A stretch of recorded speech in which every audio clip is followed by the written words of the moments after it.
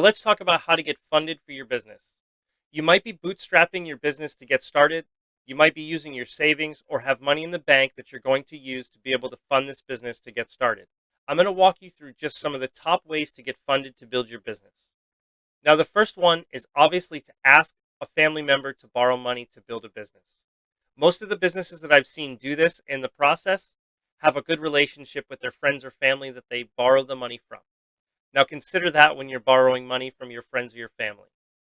It might be good to consider having a contract or at least a written agreement with them to be able to protect you both from any issues that might come. Now, there's another way to raise money from friends and family. There's platforms like Kickstarter that give you the ability to get funded from your friends or family member based on a project that you're looking to do.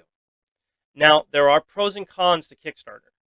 If you don't get all of the money you're looking for, you don't get funded. So they're basically contributing to your cause by giving you money based on things that you might give them in the future. Now, that can be as easy as a t-shirt or joining them at your launch party or whatever it is that will get people interested in contributing money to your cause.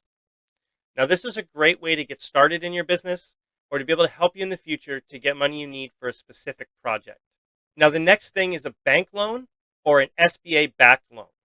Now, this is a longer term, which might actually require you to have a higher credit score. Now, considering a more long-term credit limit might be something that is easier for you to digest right now. To be able to have a 5 to 7 year term, to be able to start your business might be very helpful for your cash flow getting started.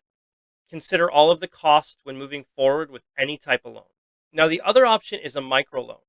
A lot of banks give smaller loans to startup businesses, and the SBA actually backs some of them.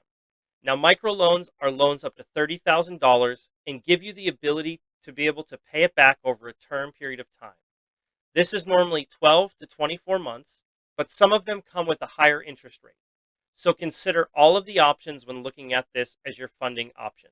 Now, there's other things like working capital loans that you can get in the future once your business grows to be able to get the money that you need for your inventory. Now, if you're starting off, you're probably not going to be able to utilize this resource because you're not going to have enough cash flow or revenue to be able to prove to the bank that you can repay the loan.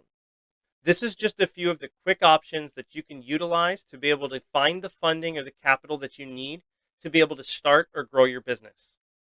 Now, attached to this module is a lot of funding resources and links to websites that we've added to be able to help you look at all the options that you have for funding when it comes to e-commerce. Now, some of these might be relevant to you now, but some of them might be relevant to you in the future. So take a look at them, but consider that you might not be able to utilize some of them right away. I can't wait to see you on the next module.